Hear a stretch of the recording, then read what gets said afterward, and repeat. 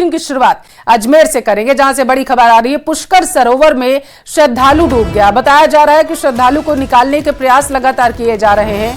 तीर्थ पुरोहित श्रद्धालु को निकालने की कोशिश कर रहे हैं। तस्वीरें भी आप देखिए। इसी पुष्कर में बताया जा रहा है कि पुष्कर सरोवर में श्रद्धालु जो है एक डूब गया है, उसको निकालने की कोशिश की जा रही है, तलाश की जा रही है। बाबरी घाट की ये पूरी घटना बताई जा रही है। दोस्तों के साथ जानकारी है कि पुष्कर घूमने के लिए युवक आया था, किशनगढ़ का निवासी है, जो जिसकी तलाश की जा रही है।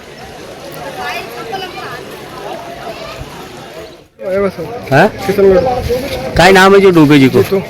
जीतू। पिताजी को नाम उम्र का ही है कि उम्र तो 20 साल है। 20 साल। किशनगढ़ की जगह आया, मदनगंज जी कन्नू।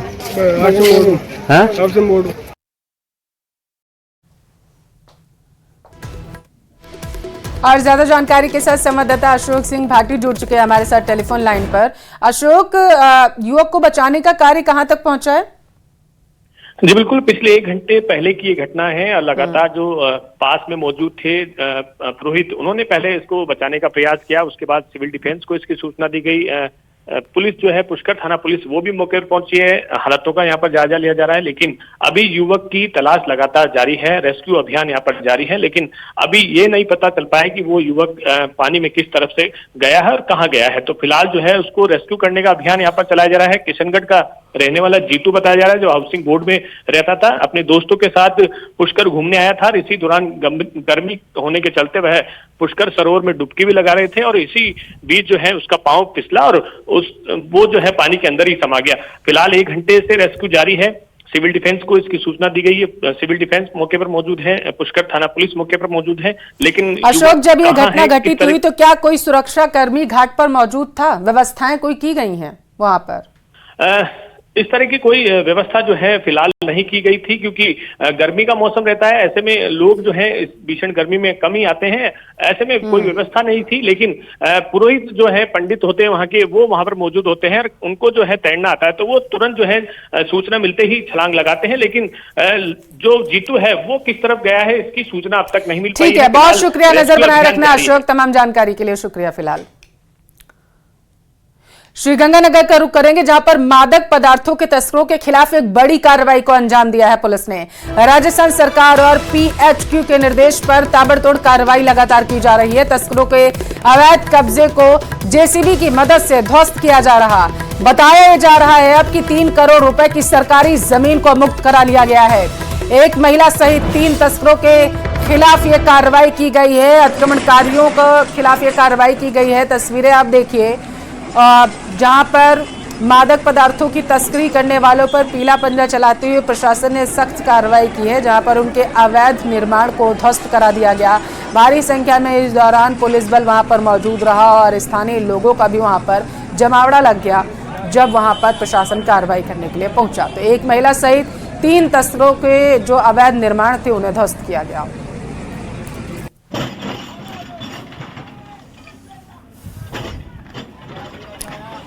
तो पुलिस लगातार कार्रवाई कर रही है उन तस्करों पर जो मादक पदार्थों की तस्करी में लिप्त रहते हैं और उन्हीं लोगों पर एक कार्रवाई की जा रही है। ज्यादा जानकारी के साथ हमारे साथ संवाददाता टेलीफोन लाइन पर अशोक जुड़ चुके हैं। अशोक, 3 लोगों के अवैध निर्माण को ध्वस्त किया गया, आपके पास क्या अपडेट? बिल्कुल, देखिए पल्लवी, राजस्थान सरकार और पुलिस हेडक्वार्टर के मिले निर्देशों के बाद में पिछले 1 सप्ताह से श्री गंगानगर पुलिस के द्वारा न केवल ऑपरेशन सीमा संकल्प चलाया जा रहा है, बल्कि अवैध मादक पदार्थों की तस्करी में लिप्त जितने भी तस्कर हैं उनके द्वारा जो भी अवैध संपत्ति अर्जित की गई है उनकी लिस्टिंग की जा रही है और यदि कई अवैध रूप से संपत्ति सामने आ रही है तो उसको बुलडोज भी किया जा रहा है। ये पिछले 1 सप्ताह के दौरान 4थी या 5वीं बड़ी कार्रवाई है, जब एक साथ 3 अलग अलग तस्करों के करीब 3 बड़े निर्माणों को ध्वस्त किया गया है, जिन्होंने तीनों ही तस्करों ने करीब राजस्थान सरकार की 3 करोड़ रुपए मूल्य की सरकारी जमीन पर कब्जा किया हुआ था और उस पर अवैध रूप से निर्माण किया हुआ था। तीनों को नेस्तनाबूद करने के बाद में अभी भी ये कार्रवाई जारी है। बहुत शुक्रिया अशोक, जानकारी पहुंचाने के लिए। और कर्नाटक सेक्स स्कैंडल के मुख्य आरोपी यानी कि सांसद प्रज्वल रेवन्ना को एसआईटी ने गिरफ्तार कर लिया। जर्मनी से भारत पहुंचने पर बेंगलुरु एयरपोर्ट पर फ्लाइट लैंड होने के कुछ देर बाद ही एसआईटी ने प्रज्वल को धर दबोचा।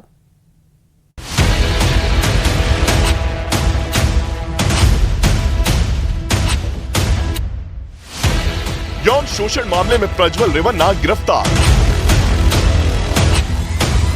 34 दिन बाद जर्मनी से लौटते ही हुई गिरफ्तारी। बेंगलुरु एयरपोर्ट से एसआईटी ने किया गिरफ्तार। आखिरकार 34 दिनों के इंतजार के बाद जेडीएस के निलंबित सांसद प्रज्वल रेवन्ना बेंगलुरु पुलिस के हत्थे चढ़ ही गए। जर्मनी से लौटे प्रज्वल रेवन्ना ने जैसे ही देश की धरती पर कदम रखा, उन्हें बेंगलुरु पुलिस की एसआईटी यानी स्पेशल इन्वेस्टिगेशन टीम ने गिरफ्तार कर लिया। प्रज्वल रेवन्ना की यह गिरफ्तारी यौन शोषण के आरोपों के मामले में हुई है। बेंगलुरु के केम्पेगौड़ा इंटरनेशनल एयरपोर्ट से गिरफ्तार कर उन्हें सीधे सीआईडी ऑफिस ले जाया गया। एक दिन पहले ही बेंगलुरु की एक अदालत ने बलात्कार और यौन शोषण के मामले में प्रज्वल रेवन्ना की अग्रिम जमानत अर्जी खारिज कर दी थी। पूर्व प्रधानमंत्री एचडी देवेगौड़ा के पोते प्रज्वल रेवन्ना की मुश्किलें गिरफ्तारी के बाद और बढ़ गई हैं।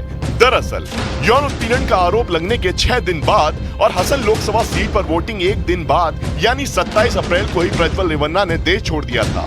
रेवन्ना ने अपने राजनयिक पासपोर्ट पर म्यूनिख के लिए उड़ान भरी थी। हालांकि अपनी वापसी की जानकारी प्रज्वल रेवन्ना ने एक वीडियो संदेश जारी कर दे दी थी। 27 मई को जारी किए गए उस वीडियो संदेश में रेवन्ना ने कहा था कि वो 31 मई को सुबह 10 बजे जांच में मदद के लिए पुलिस के सामने पेश होंगे। रेवन्ना ने जर्मनी के म्यूनिख से बेंगलुरु तक के लिए लुफ्थांसा एयरलाइंस की टिकट बुक की थी, जिसकी जानकारी बेंगलुरु पुलिस को मिल चुकी थी। इसलिए एसआईटी एयरपोर्ट पर निगरानी में जुटी थी और जैसे ही प्रज्वल रेवन्ना एयरपोर्ट पहुंचे, उन्हें गिरफ्तार कर लिया गया। प्रज्वल रेवन्ना के विदेश भागने से विपक्ष जेडीएस पर लगातार हमलावर था। इसलिए 23 मई को जेडीएस प्रमुख और पूर्व प्रधानमंत्री एचडी देवेगौड़ा ने उन्हें कड़ी चेतावनी दी थी। उन्होंने प्रज्वल को फौरन भारत वापस लौटकर आरोपों का सामना करने की हिदायत दी थी। देवेगौड़ा ने कहा था कि वो प्रज्वल से अपील नहीं कर रहे हैं, बल्कि चेतावनी दे रहे हैं कि प्रज्वल जहां भी है वापस आए और पुलिस के सामने सरेंडर करें। अगर ऐसा नहीं किया तो उन्हें परिवार से अलग कर दिया जाएगा।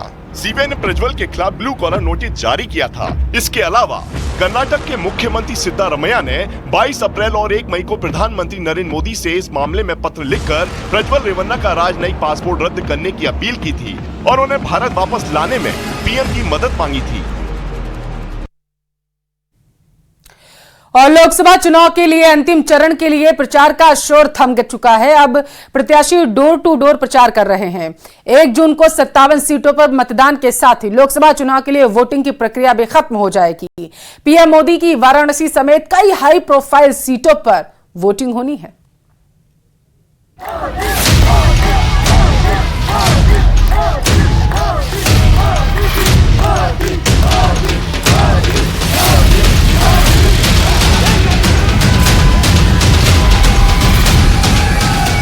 ये देश के नक्शे की वो तस्वीर है जहां आखिरी चरण के लिए 1 जून को वोट डाले जाने हैं। कुल 57 सीटें ऐसी हैं जहां आज शाम से प्रचार थम जाएगा। इन सीटों में उत्तर प्रदेश की 13 सीटों पर, पंजाब की भी 13 सीटों पर, पश्चिम बंगाल की 9 सीटों पर, बिहार की 8, ओडिशा की 6, हिमाचल प्रदेश की 4, झारखंड की 3 और केंद्रीय शासित प्रदेश चंडीगढ़ में मतदान होना है। लेकिन इन 57 सीटों में कुछ ऐसी सीटें भी हैं जिन पर पूरे देश की नजरें टिकी हैं। सबसे पहले जिक्र करते हैं उत्तर प्रदेश का, जहां वाराणसी, गोरखपुर, बलिया, मिर्जापुर, गाजीपुर जैसी सीटें शामिल हैं। बीजेपी की तरफ से दावा किया जा रहा है कि 400 पार का जो दावा किया जा रहा है वो सच साबित होकर रहेगा। सुनिए गाजीपुर में रोड शो के दौरान केंद्रीय गृह मंत्री अमित शाह ने क्या कहा। 400 पार हो, 4 तारीख को जनता को मालूम पड़ा। देखिए, हम उत्तर प्रदेश और देश हमारी सीटों का रिकॉर्ड तोड़ेंगे। उधर गोरखपुर जैसी हाई प्रोफाइल सिटी पर चुनाव लड़ रहे रवि किशन के समर्थन में योगी आदित्यनाथ ने भी प्रचार किया और यूपी को पूरी तरह से माफिया मुक्त कराने का वादा किया। उत्तर प्रदेश अब माफिया मुक्त लगभग हो चुका है। जो बाकी एक आध बचे होंगे उनको भी वे भी सफाया हो जाएगा। इनके वॉर रूम में बाल नोचे जा रहे हैं। अब ब्लेम गेम शुरू होगा। 4 जून के बाद इसको कोसेंगे, उसको कोसेंगे। आप देखिएगा ना, ये 26 लोग प्रधानमंत्री बनना चाह रहे थे। हम लोग 5 जून के बाद फिर से हमारे पास लिस्ट आ जाएगी पूरी साल की। हम लोग कहीं ना कहीं किसी कार्यक्रम में फिर 5 साल जैसे चलते हैं वैसे चलने लगेंगे और देश की सेवा, गरीबों की सेवा करेंगे।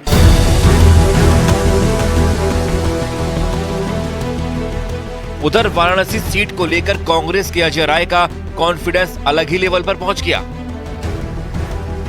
हम तो लगातार लगे हैं ना, हमारे कार्यकर्ता देखिए, हमारे दिन रात लोग लगे हैं। हमारे इस बार जनता चुनाव लड़ रही है, जनता सबसे आगे है, जनता लड़ रही है।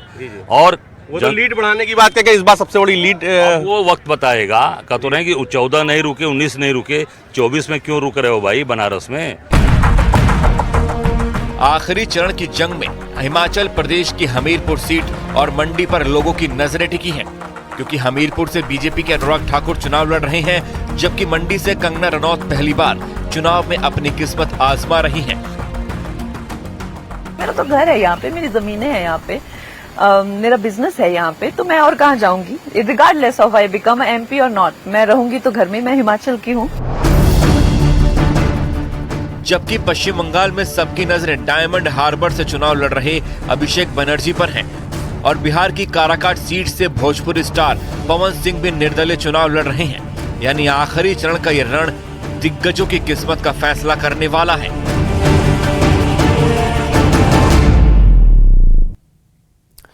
और इंदौर सिटी से इस वक्त की बड़ी खबर आप तक पहुंचाएंगे, जहां पर मूक बधिर बालिका की जलने से मौत हो चुकी है। मामले को लेकर SIT बताया जा रहा है कि जल्द ही एक बड़ा खुलासा कर सकती है। SIT टीम को FSL की रिपोर्ट मिल चुकी है। मामले को लेकर सूत्रों से बड़ी जानकारी सामने निकल कर आ पा रही है। FSL की रिपोर्ट के अनुसार बच्ची से दुष्कर्म किया नहीं हुआ है, ऐसी जानकारी सामने निकल कर आ पा रही है कि बालिका से दुष्कर्म नहीं हुआ है। बच्ची से दुष्कर्म के दावे को FSL की रिपोर्ट ने झूठा माना है। इस वक्त की बड़ी खबर आपके टेलीविजन स्क्रीन पर, SIT टीम कुछ और तथ्य जो है वो इकट्ठा कर रही है और ये दावा किया जा रहा है कि इन तथ्यों को जुटाने के बाद जल्द ही प्रेस कॉन्फ्रेंस SIT की टीम की तरफ से किया जाएगा। हिंडौन DSP गिरधर सिंह के नेतृत्व में SIT की टीम जो है वो काम कर रही है। SP ब्रजेश ज्योति उपाध्याय जल्द ही मामले को लेकर प्रेस कॉन्फ्रेंस कर सकते हैं। तो बड़ी खबर आपके टेलीविजन स्क्रीन पर, जहां पर मूक बधिर बालिका की जलने से मौत हुई थी और अब FSL की रिपोर्ट जो है SIT को मिल चुकी है। सूत्रों के हवाले से बड़ी खबर अब तक पहुंचाएंगे, जिसमें दावा किया जा रहा है कि बालिका के साथ दुष्कर्म नहीं हुआ है। ज्यादा जानकारी इसी पर लेंगे, संवाददाता टेलीफोन लाइन पर धर्मेंद्र जुड़ चुके हैं। धर्मेंद्र, रिपोर्ट में क्या है? देखिए, बताना चाहूंगा, जब ये बालिका घर के पास ही खेत में जली हुई अवस्था में मिली थी, जिसे इंदौर हॉस्पिटल में भर्ती कराया गया और वहां से इसे गंभीर अवस्था में जयपुर रेफर किया था। जयपुर में 10 दिन उपचार के बाद बालिका की मौत हो गई। इस दौरान परिजन सहित अन्य लोगों ने दुष्कर्म के आरोप लगाए थे और ये आरोप लगाया था कि इसे जलाकर मारा गया है। हालांकि जो FSL की रिपोर्ट आई है उसमें बताया जा रहा है कि दुष्कर्म की पुष्टि नहीं हुई है और जो दुष्कर्म के दावे हैं वो पूरी तरह झूठे हैं। हालांकि बताया जा रहा है कि पुलिस लगभग इस मामले का खुलासा करने के करीब पहुंच चुकी है। SIT टीम जो गठित जांच के लिए की गई थी और जल्द ही प्रेस कॉन्फ्रेंस के माध्यम से इस पूरे जो घटनाक्रम है उसका खुलासा करने की संभावना जताई जा रही है। जी, बहुत शुक्रिया धर्मेंद्र जानकारी पहुंचाने के लिए। तो बड़ी खबर आपके टेलीविजन स्क्रीन पर, मूक बधिर बालिका के जलने से मौत के मामले से जुड़ी यह बड़ी खबर है। बताया जा रहा है कि FSL की टीम ने रिपोर्ट सौंप दी है और इसमें दावा यह किया जा रहा है कि बच्ची के साथ दुष्कर्म नहीं हुआ। बिहार के बेगूसराय में लीची के लिए जमकर बवाल हो गया। लीची के लिए गोलीबारी हुई, जमकर मारपीट हुई। इस मामले में 6 लोगों को गिरफ्तार किया गया। तो तस्वीरें देखिए आप, किस तरीके से एक दूसरे पर लाठी डंडे बरसाते हुए ग्रामीण जो है नजर आ रहे हैं। बिहार के बेगूसराय की ये घटना बताई जा रही है। जानकारी ये है कि ये जो मारपीट की घटना है ये मात्र लीची की वजह से हुई है। लीची को लेकर के विवाद इतना ज्यादा बढ़ गया कि 2 पक्ष आपस में भिड़ गए, एक दूसरे पर लाठी डंडों से हमला किया। कन्याकुमारी में समुद्र के बीचों बीच विवेकानंद रॉक मेमोरियल में PM मोदी ध्यान मुद्रा में बैठे हैं। PM 45 घंटे तक यहां तप, ध्यान, पूजा करेंगे। आज कन्याकुमारी से PM के मेडिटेशन और पूजा करने की तस्वीरें सामने आई। PM कल शाम 6 बजे से विवेकानंद रॉक मेमोरियल पर ध्यान कर रहे हैं, जो कल दोपहर 3 बजे तक जारी रहेगा। आज सुबह PM ने उगते हुए सूर्य को नमन किया, पूजा की। PM मोदी उसी जगह ध्यान कर रहे हैं जहां 1892 में स्वामी विवेकानंद ने ध्यान किया था।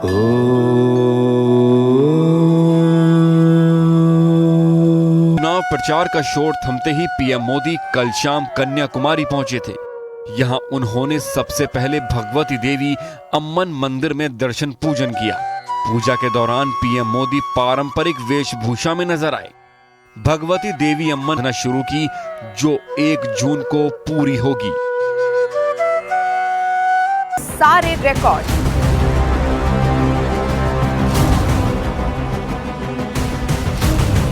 यूपी से बिहार, दिल्ली से राजस्थान, गर्मी हुई जानलेवा।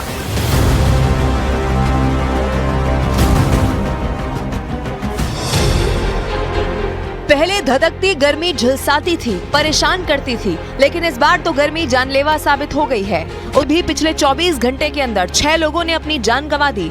बिहार के जहानाबाद में भी 3 लोगों की गर्मी से जान चली गई। वहीं मध्य प्रदेश के मुरैना में लू लगने से 2 बच्चों की मौत हो गई, जबकि दौसा में एक ट्रक के अंदर से झुलसा हुआ शव बरामद किया गया, जिसके बाद ये आशंका जताई जा रही है कि हीट स्ट्रोक की वजह से शख्स की मौत हुई है। उत्तर प्रदेश, राजस्थान से बिहार तक उत्तर भारत के सभी राज्य भीषण हीट वेव की चपेट में हैं। तमाम इलाकों में अधिकतम तापमान 48 डिग्री सेल्सियस के पार पहुंच रहा है। ये 3 तस्वीरें बढ़ते तापमान से लोगों की परेशानी बढ़ाने वाली हैं। मध्य प्रदेश के हरदा में स्कूल पहुंचे छात्रों का गुस्सा तब 7वें आसमान पर पहुंच गया, जब टीचर खुद कूलर में बैठ गए और छात्र गर्मी में परेशान होते रहे। वहीं राजस्थान के दौसा पहुंचे मरीजों को आइस शेक दिया गया ताकि उन्हें तत्काल आराम मिल सके और इसके बाद कुछ मरीजों को जयपुर रेफर किया गया। वहीं बढ़ते तापमान के बीच उत्तराखंड के बागेश्वर के जंगलों में पेरूल गिरने से आग धधकने लगी, जो लोगों की परेशानी को और बढ़ा रही है। हालांकि मौसम विभाग से जुड़े एक्सपर्ट के अनुसार आग की भट्टी बन चुके इस मौसम से जल्द ही राहत मिलेगी। अगले 3 से 4 दिनों में जम्मू कश्मीर में हल्का सा वेस्टर्न डिस्टर्बेंस आने की संभावना है। उससे तापमान में गिरावट देखने को मिलेगी और इस भीषण गर्मी से राहत मिलने की उम्मीद है। और झुंझुनू के धनखड़ अस्पताल के डॉक्टर संजय धनखड़ के किडनी कांड में हर दिन नए खुलासे हो रहे हैं। अब जिस किडनी को डॉक्टर संजय धनखड़ ने अपने धनखड़ अस्पताल में ऑपरेशन कर निकाला था, वो ही नहीं मिल रही है। इस मामले में डॉक्टर धनखड़ का कहना है कि उन्होंने किडनी परिजनों को दे दी, जबकि परिजनों का कहना है कि उन्हें किडनी दिखाई गई थी लेकिन दी नहीं गई। बताते चले कि ऑर्गन एक्ट के तहत ऑर्गन को 10 साल और बायोप्सी स्लाइड 12 महीने तक सुरक्षित रखने का नियम है, लेकिन अस्पताल ने इन नियमों की पालना, लापरवाही और गैर जिम्मेदाराना हरकत को यहां पर अंजाम दिया है। वहीं ऑर्गन एक्ट के बारे में डॉक्टर धनखड़ ने किसी प्रकार की जानकारी होने से ही साफ मना कर दिया।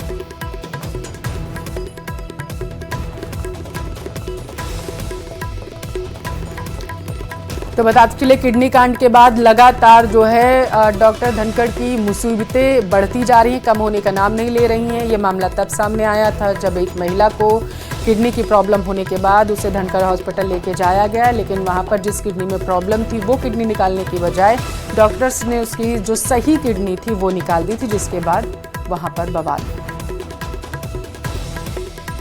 जयपुर निगम हेरिटेज की सीज की कार्रवाई लगातार जारी है। आदर्श नगर जोन में 6 अलग अलग जगहों पर कार्रवाई की गई है।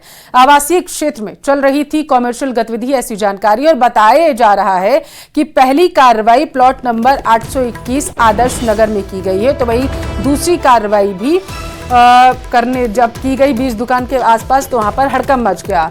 5वीं नानाजी की हवेली फतेह टीबा में भी कार्रवाई की गई है, तीसरी कार्रवाई यहां पर है। और उसके बाद बताते चले हड़कंप मचा हुआ है। 56 गोटा फैक्ट्री मीठी कोठी को भी सीज कर दिया गया है टीम की तरफ से।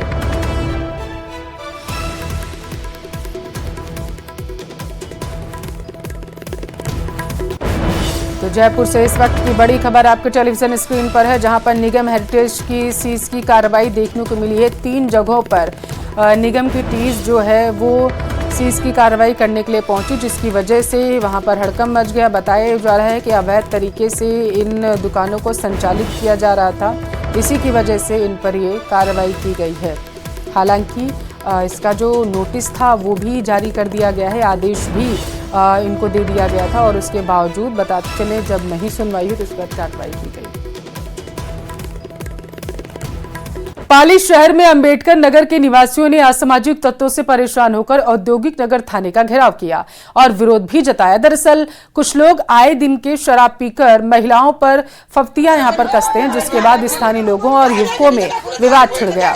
मौके पर पहुंची पुलिस ने मामले में दोनों पक्षों को शांत कराया। अगर युवकों को हिरासत में न लिया जाने से स्थानीय लोग आक्रोशित हो गए। थाने पहुंचकर विरोध प्रदर्शन किया।